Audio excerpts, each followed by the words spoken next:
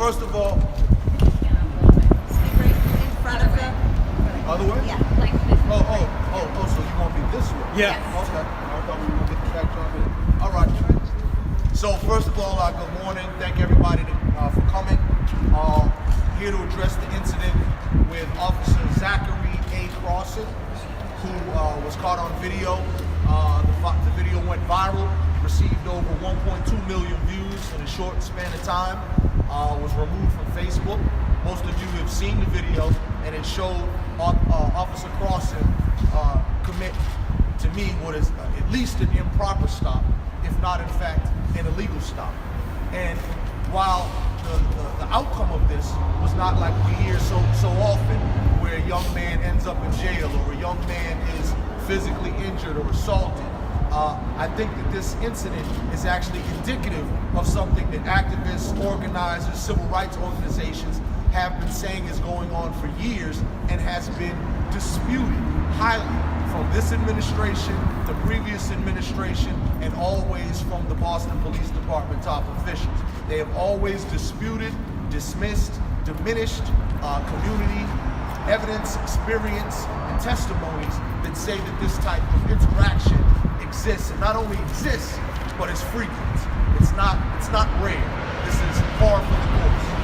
So with that, my name is Jamal Crawford from the Blackstonian, also from Mass Police Reform. I'd like to introduce a couple of the folks that are here with us. Most notably, the subject of the video and the victim and the target of that harassment and that profiling that occurred. And for the purposes of this, we are asking that you respect the privacy, the identity, and we're only revealing that which has already been revealed via social media. So for that purpose, we will refer to our gentleman here as Mr. Keith Antonio. All right? So that's what we're operating on. And once again, too, suspected of being Kevin. We still don't know if there is a Kevin, if that was just a ploy to begin the engagement. But this is the subject of the video, Mr. Keith Antonio, and you'll hear from him shortly. I'd like to also say here we have Crossen, who is the director of the Racial Justice Program from the ACLU. And you will hear from him as well, as well as others. So with that, I just want to first begin with a couple of statements that we have. First of all, from Tanisha Sullivan, who is the president of the NAACP Boston branch. And her statement reads as follows. Situations like this one underscores the need for body cameras and a civilian review board, in addition to the current co-op to help bolster trust between the BPD and the community that it serves. The lack of trust is not good for public safety. That's from Tanisha M. Sullivan, president of the NAACP Boston branch. Also as well, a statement from Reverend Minion Culpepper Sr. from Pleasant Hill Missionary Baptist Church. First, the officer must have probable cause to stop this young man. Second, we can't have officers harassing young black men because they have a badge. Third, the officer's responsibility is to protect that young man, not harass him. Finally, the young man handled the situation very well. The BPD commissioner will get a copy of this video, and we expect the officer to be dealt with appropriately. That's why they need the body cameras. So you see that there's a sentiment here that says that this is a pre-existing problem for decades. Oftentimes the treatment of the cops and their interactions with mainly black and brown males in our community has been around incidents, and we go back to the Stewart case. This is a decades-long problem, from the beginning of stop and frisk, stop and search, all the broken windows policies. This has been an ongoing situation where the interactions between the police department and members of our community, particularly those who are black and brown and male, are not friendly. And always the BPD disputes this. So, first of all, I would like to say, let's deal with what we have suggestions and what needs to be done. The video displayed a lot of biases, stereotypical assumptions about my young brother's grooming.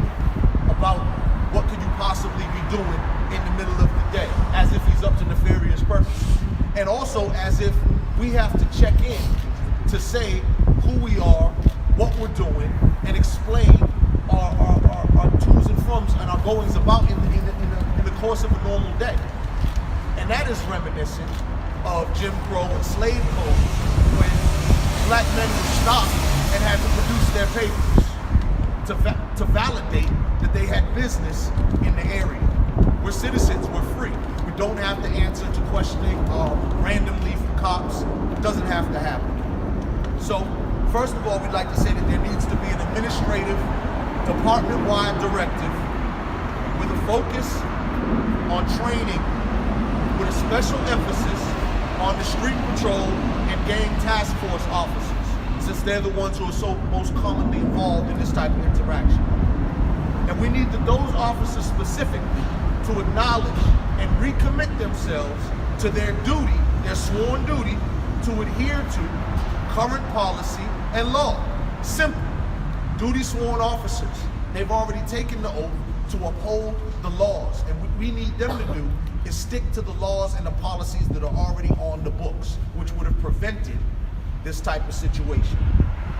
We need to address BPD's historic defensive stance with its denial and reluctance to address what is a pattern, a culture, and an evidence mindset within the BPD, and continued dismissal of all community critique experience despite numerous public scandals. This video helped to expose an undercurrent of antagonistic behavior and tactics, including taunting, provoking, disrespect, and racially coded banter to black and brown residents, particularly black and Latino males. That is part of baiting and provoking, hoping that you escalate the situation, when often in its community policing, the BPD touts de-escalation. But in the streets, that's not what happens. So these are the use of these random stops to escalate and interrogate, which confirms the report that the ACLU issued, Black, Brown, and Targeted, which came out in 2014. And that study was disputed. No, this is an exaggeration. You're doing too much. It's not really like that. It's not that bad. And yet, time and time again, we have live examples of it occurring. The way that the community has said, the way that activists have said, the way that civil rights organizations have said, and not the way that the police department has said. Okay? So this validates the previous research from disputed studies. We also are calling for increased transparency in internal affairs and a follow-through in the disciplinary process. What too often happens is this is only addressed while it's in the media, and then it's forgotten about. And these officers who commit these offenses, they go through a disciplinary process, they're part of a union, they might get a reprimand, they might get a slap on the wrist, but at the end of the day, because it's an internal personnel matter, the BPD often uses that employee privacy to not give any further information. But what we want to see is follow through to make sure that there was transparency and accountability. So there has to be a way to mitigate between a union and employee right to privacy in matters of personnel, but also with the fact that as public servants, that the community and the citizens have a right to know, and that there needs to be some sort of tracking of these officers who have these problems. And also too, there needs to be a scale of what these problems are. Problems like this, or problems that are abuse, that end in physical injury and or death. So we also need to enhance and strengthen the co-op. Many people are not even familiar with the co-op, know what it is or that it exists. The co-op is the Community Ombudsman Oversight Panel. It's a 3-member body, was a 3-member body. Walsh just increased it to 5 members. I don't know if the other 2 have been appointed yet. It first came about under the Menino administration, and at that time, it was used to thwart community calls for a true civilian review board. So now we have the co-op. The co-op is there, fine. We want it to continue. We want it to be strengthened and enhanced. Now, also in addition to the co-op, we also calling for, once again, the establishment of a true civilian review board. We would like the mayor and the commissioner to go on record to either say that they agree with having a civilian review board, they can support having a civilian review board, or that they do not want one, do not have a need for one, and disagree with it, and then explain to us the reasons why, and we can make a case why a civilian review board is needed with pages and pages and incident after incident that would make this reasonable. Also, there exists within the BPD a social justice task force. We are asking that the social justice task force is charged and further empowered, not just to meet at BPD headquarters once a month and discuss, crime statistics and whatnot, but to be empowered to actually seek out and advocate for social and racial justice, to develop and implement a meaningful plan for achieving social and racial justice within the Boston Police Department. And then once again, this incident highlights the need for the full implementation of body cameras. And while here we are today discussing the Boston Police Department, this is also an opportunity for us to note that this is citywide. This permeates every part of every department in the city, and most often dealing with public safety and the frontline people like the police and like the Boston Fire Department. So we have here part of a good old boy network that deals with nepotism and it fosters some of these cultural attitudes, stereotypes, biases, and prejudices, and it comes on to the job with it. We understand that it's a reality, we get it, but we're not for it. And what we have to do is develop a plan to combat it and eradicate it from our city. All right? With that too, and I'll just say this lastly, there is also something that the police need to understand. Right now, we've seen an increased promotion into trying to increase diversity on the Boston Police Force. There's a new cadet program out. I have said in these social justice task force meetings, and I've said before, the problem with recruiting young Black and Latino men to the Boston Police Department is I don't know too many kids who now say, I want to grow up to be an officer. I want to grow up to be a cop. And why? Because by the time they're 18, chances are they've already had more than 18 negative experiences with the cops. Why would you want to join Team Jerk if every time your interaction is negative and people are treating you like a jerk? Why would you then say, that's what I want to be when I grow up? So they have to understand that their actions and their conduct in the street and how they interact with their own citizens is diminishing their own efforts to diversify and better their force. They're killing their future ranks because people don't want to be associated with it because of the negative behavior. I think that's a point for them to consider. Lastly, I'll end with this, and then we'll go on with comments, first from Crossen and then from the subject of the video as well. But also, too, there was some comments that the mayor made in the paper. And what I will say to that is, it's unfortunate when you're the mayor of the city and a reporter comes to you and asks you a question. You haven't been given all the facts. You haven't been fully briefed. And on top of that, the folks that you depend on to brief you may or may not tell you the whole story. Or may, in fact, what has happened in our experience is they're going to tell you the story much like a child who doesn't want to get in trouble. They're going to tell you the story that gives the best version of themselves. All right? So that what we have to understand and what the mayor has to understand is oftentimes when he's getting information, even from those in his employ, it is not accurate information, it is not complete information, and they give the information that paints themselves in the best light. So what we afford is truth, what we afford is justice. And also too, when we speak to the mayor's comments that said, well, the young man also reacted negatively. As far as I'm aware, there does not exist a civilian code of conduct. Right. There does, however, exist a police code of conduct. Exactly. So when you are a professional officer interacting with a civilian, a citizen, it is not the duty of the citizen to behave in any particular way as long as it's not violent or threatening, anything like that, beyond the pale. The young man has a full right to express himself verbally and was well within his rights to do so. and to express his frustration with what we will actually make a case for too, is a constant harassment, not only of the community, but also too, there are other incidents that once again, you don't know about and you haven't heard about. So without further ado, I will end there and go on to some comments from my brother, Rashawn Hall. Good morning, everyone. Again, my name is Rashawn Hall. I'm the Director of the Racial Justice Program for the American Civil Liberties Union Foundation of Massachusetts. Thank you, Jamal, for putting together this press conference to address what is a pervasive problem within the city of Boston. And to Keith Antonio, thank you for your bravery, for your boldness, for your courage and willingness to stand up to assert your rights in the face of aggression and hostility.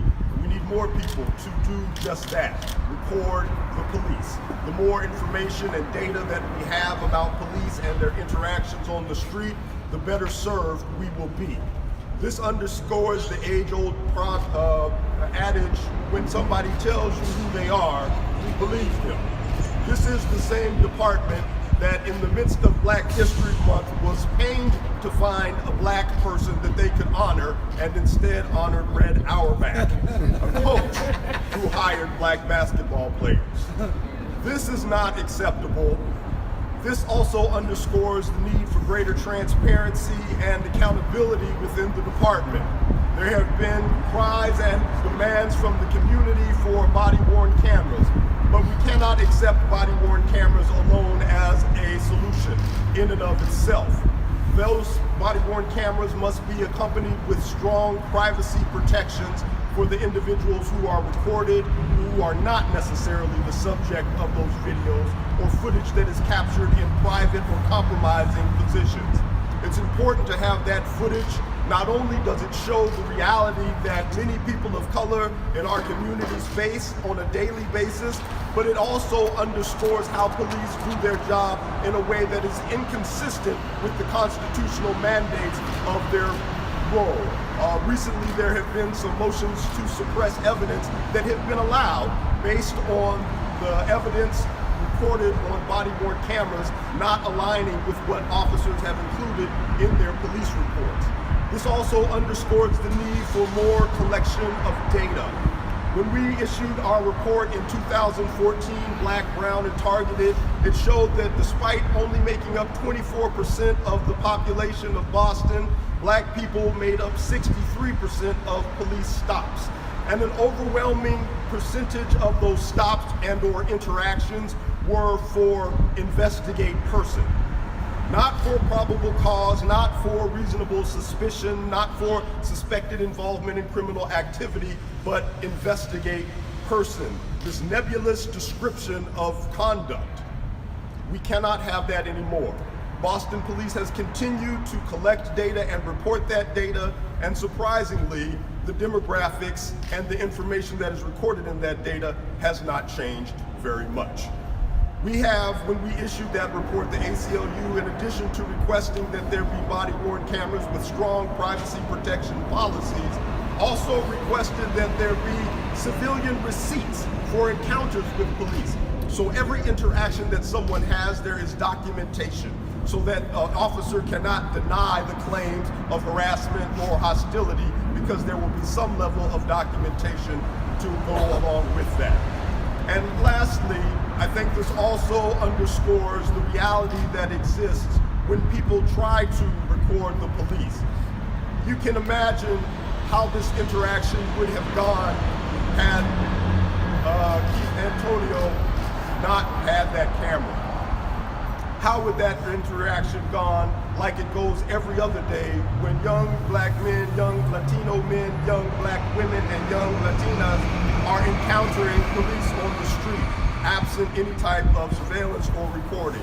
We need more data, we need more transparency, we need more accountability, and we need to confront this narrative that the Boston Police Department does it right, when there are so many examples of them not doing it right.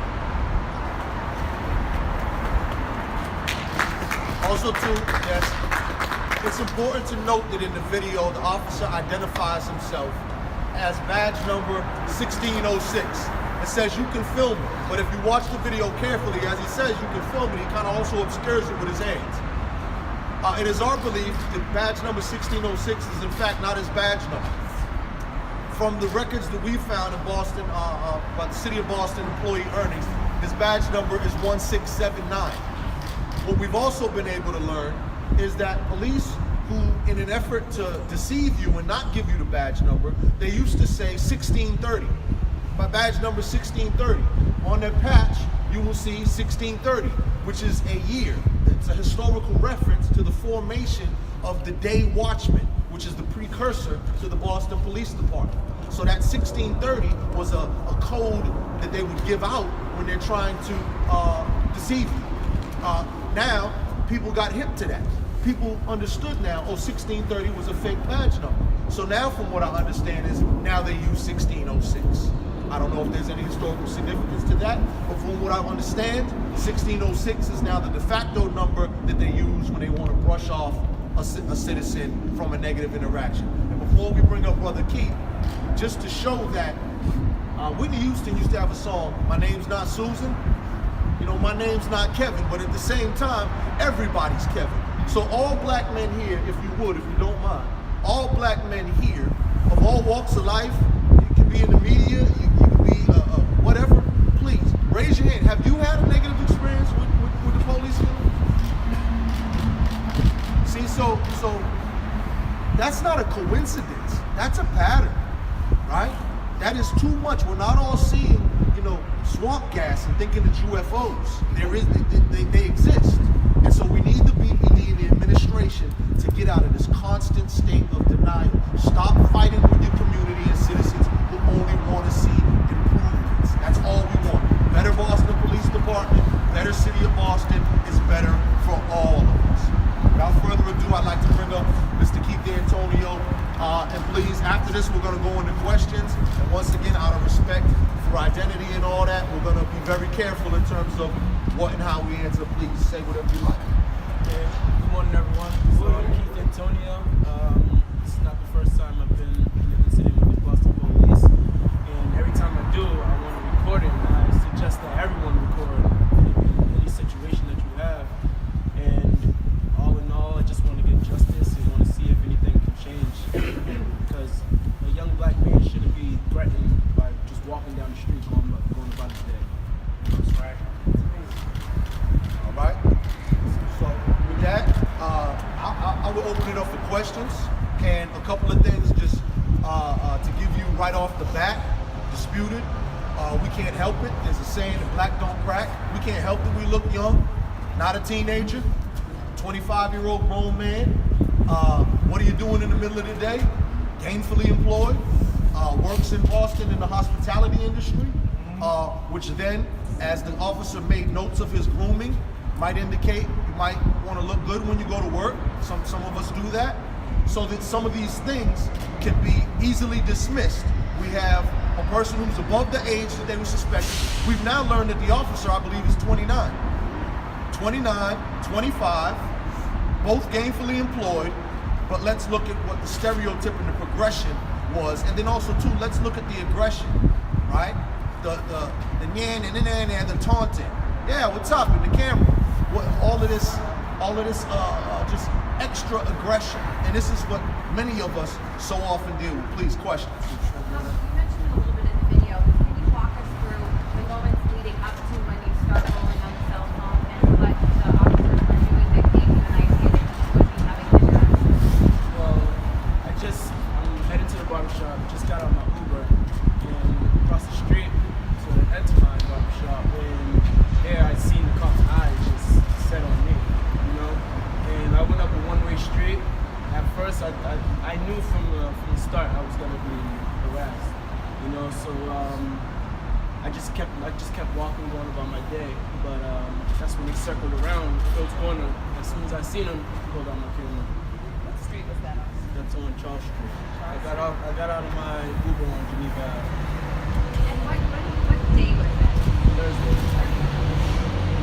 Which also some people have alluded to, the officer wouldn't have asked him that if it was during school vacation. It was during school vacation. So what time was that? 12 noon, yeah. You had seen the Well, I got on my Uber, they see me across the street, and their eyes were set on me, they were just staring at me. So I turned my head just to see, because you have that feeling when someone's staring at you. So I turned my head, was still connected to me, So at that point, I got into it before, so I had my camera ready just to see if they turned around, and if they was gonna turn around, I was gonna film. But they didn't turn around, because I was walking up a one-way street, and as I keep walking, that's why I see them come down the side street, and that's why I pull out my camera again. The officer on the video mentioned that you flipped him the bird. Is that true? Yes, it's true, and that didn't happen until he pulled out his phone. Were there any other cops around? Just those two officers.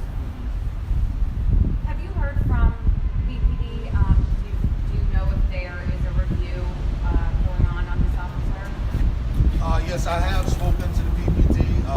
Yes, as anything, as soon as it hits the media, it's definitely up for review. I have to say that based on experience, I am not confident in what the results of said review will be, because most often, A, it will get buried and we don't hear about it. B, it will be a reprimand we're not satisfied with.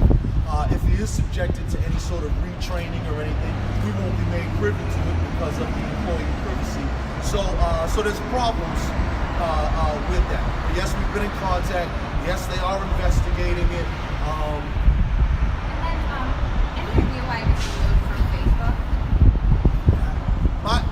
Mike, did they give you anything? No. Well, I mean, there was like slight things, like there was a lot of race stuff going on, and I believe there's an investigation. So I didn't get an answer myself. I was just, I was withheld from my account. I wasn't able to sign in, and then when I was able to sign in, they said the video was deleted. And my guess, having dealt with cases like this before, generally a video, when it is something that does not show us in the best light, you'll be surprised at the longevity of it. But when there's a video that shows the police or the power structure not in the best light, it seems to be removed quickly. And I think that maybe, perhaps, I do not know, I do not have facts to back this up, but also too, I believe that law enforcement can actually petition Facebook to remove a video. So I don't know if that happened in the case. I hope that through the course of the investigation we can even find that out as well. But we do have a copy of the video and have secured it, and it is available. So you mentioned a couple of really important things here. He's groomed, he's professional, he's a young black man, so he's not getting shot. However, now his professional life, everything that he's worked for is being affected because he's gonna have a criminal record. Sometimes the bill, whatever, when you got arrested, I'm sure you were traumatized. What do you imagine? He didn't get arrested. So I don't know everything, so please forgive me, but this does affect people on a regular. Our ability to gain full employment in this world is being taken from us. Criminal records don't always fit the bill, and I feel like these cops are able to come here and say whatever, and we have no protection because the judge listens to whatever's being written down on paper. We're very concerned right now with retaliation, once again, based on past experiences. Once there is a young man who's the subject of a video like this, or so on and so forth, all the other officers are like, that wise guy, we're going to teach him a lesson. Yeah. So now that is heightened awareness on this young man wherever he's traveling throughout the city and even other greater Boston areas. But also, too, the retaliation that could come via employment, loss of it, potential damage for future employment. So we're very aware of retaliation, which is why we're being protective, as protective as we can, of his identity and all that. And we ask everybody to keep cool heads about that and behave. We're all adults here. We're trying to handle it properly, and this does not need to escalate into any kind of further negative interactions. Two questions. One, have you worked with the cops since that time? Any sort of interaction? Have you tried to avoid interactions? The other question is, there have been criticizing behavior. We're back talking to the cops. What do you say to people about that? What's your response? I mean, with frustration, everyone has something to say, And I mean, from the first incident, I did get out of character, and after this one, I wouldn't let them get me out of character. But with frustrations, I do have something to say, and he's being smart, so I kind of that manner, and it's, you know, I have the right to say anything I want, and you know, I didn't get disrespectful. I just responded with a little frustration. And at the end of the day, this is what we have to deal with, because we don't want him in a position where he has to explain, defend, justify himself. He's completely in the right, not committing any crime, not obtaining nefarious purposes, about his business in the city of Boston at whatever time of day that is, and to be subjected to this type of random questioning and implied accusation that you're up to no good is really the problem here, right? And so that he's well within his rights to express himself. Nothing that he did broke any laws or anything. So I just want to keep it clear on that. He is an innocent victim in this, and all the focus should remain on not only the officers' handling and treatment of him, the beratement, the insults, all of that, but also too overall the department's handling of cases such as these, and the undercurrent and the cultural mindset that exists in the department that allows, encourages this type of stuff to happen. The only thing I want specifically said is just, you know, things need to be fixed. You know, us black people should be able to walk down the street and feel safe, you know, especially by the cops, the people that's supposed to be serving us. You know, pretty simple, but I just want this problem to be fixed throughout the whole world. Question? Well, Jamal, there's this air of this officer being an exemplary member of the Boston Police Department and being involved in community events and activities. Could you speak to the veil of maybe not only innocence, or Rassan, if you'd like to respond to, I'd love to hear your commentary about a lot of these officers who have these prejudices, and their active behavior is certainly detrimental in our community, but they're put out in these giveaways and toy drives and stuff, ice cream trucks and stuff, to kind of be part of this whole upward movement or efforts of diversification of police, or community policing, or community engagement by the Boston Police Department, which we know is a farce. Could you speak to that? So first of all, thank you for bringing that up. This officer was actually a person who was handing out ice creams to children. This person is a person who had been involved with a nonprofit organization in our community that deals with problems from our community, but is not run by people from our community. And that teen empowerment organization does a youth and police dialogues. Many of these type of youth and police dialogues are dialogues really where the police come in and say, little Johnny, when we come up on you, you should address us as sir and be respectful. It's a very one-sided dialogue where the police tell the youth, don't be disrespectful, this is how you should act with us. And a lot of these organizations also set these kids up with zero tools to question any policies, practices of the police that they interact with all the time, and they know what's going on. So this officer was in teen empowerment programs, and they even had him on a video that was featured on CBS The Morning Show, national attention, and there he is in his role as Officer Friendly. This is what makes it even more insidious, because of the fact you can put on the McGruff crime dog suit and go deal with a second grade full of kids. That don't mean you like kids, right? You can go talk to the community groups in the community with black and brown people and still have problems with black and brown people. We cannot police mindset. We don't know what's in these people's minds and hearts. So I think that we have to be very careful, and this is why many people in the community, myself included, have a problem with the public relations and the community relations lines that the police constantly push out. I think that they are more concerned with keeping up the appearance of having a relationship with the community than actually having a real relationship with the community. One that is give and take, and not just we tell you crime is down, purse snatchings are down, hubcap thefts are down, and that's what they do with these meetings over and over. They never want to hear from the community on the issues that we're facing. So I find it even further despicable that this officer, who is a community policing model, handing out ice creams to our children in these discussions with teens, and acting like he is just an all-American hero, but in fact, what an interaction in a video like this reveals is that he harbors very dangerous thoughts and very vicious, racist, stereotypical, biased type of thoughts that, if they were just thoughts alone, might not be so harmful.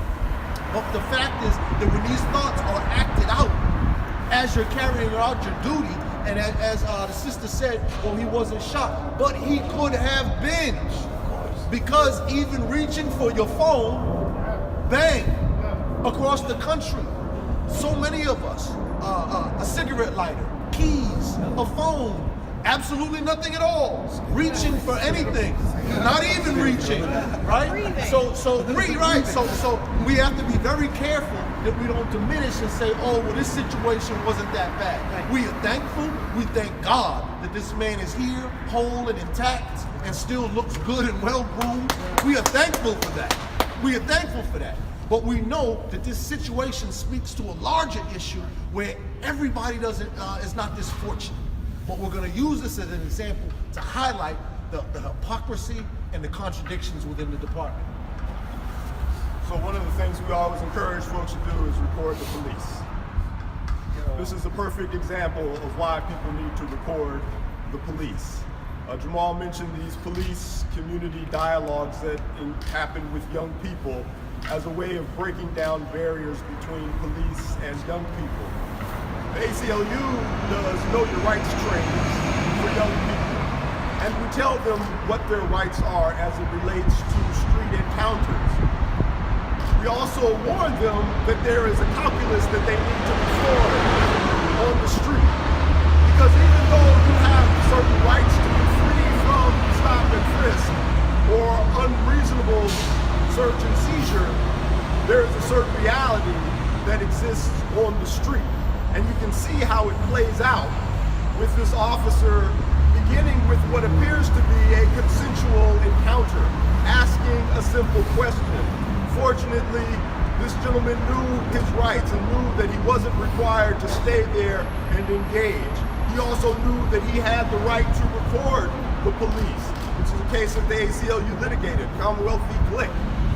It's also important to know that the more people who understand their rights, the better served we are, because that changes what one of my colleagues, Carl Williams, talks about, community precedent. If an officer can walk up to one person and say, let me see what's in your bag, and everybody says, here's what's in my bag, when they finally get to the person that doesn't open their bag, community precedent has established that that's okay for the officer to do. But if everybody in the community says, I know my rights, you can't look in my bag, the officer's going to realize they just can't look in people's bags. And so that's why it's important that we record the police. That's why it's important that we not talk to police without legal representation, even if we haven't done anything wrong, because look where it winds you up when you're not doing anything wrong. So the assertion of our rights is something important, but it's also complicated because it comes with the challenges of the reality that people face on the street.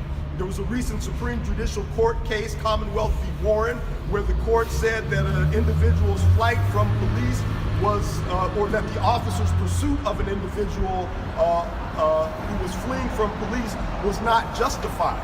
And they pointed to the ACLU report and said that that flight could be just as much a reason of consciousness of guilt as it is to avoid the recurring indignity of being racially profiled. The more data we have that underscores how our community is treated, the more it shows that the way that policing happens is inappropriate and it needs to change. And so the ACLU and whatever other organizations are open to this are committed to engaging in Know Your Rights training for our young people in our communities so that we establish a new community precedent. I think with that, if there's any other pressing questions, I want to do media questions, because we can talk after. You know what I'm saying? I want to do any more pressing media questions. So out of respect to everybody's extremities, I think we can end this. Yeah? Can I just ask this question? No, it's just, I'm saying we can stop recording and everything, on the media thing. But I wanted to re-record it for the media thing. Okay, Because I so- wanted to talk beyond it being a white cop and a young black man, but also any cop. Yes. Because it's a blue issue and they bleed blue. And it's not just something that happened with police interaction with young men who are white cops, but it's also black cops who come through our community with the same behavior. So it's not because he was a white cop and this situation happened. It's also because he's a police officer and feels like they have a command over us as citizens and not to work with us. There's this command over versus work with the community. And so it's not just this young white cop being a bad cop.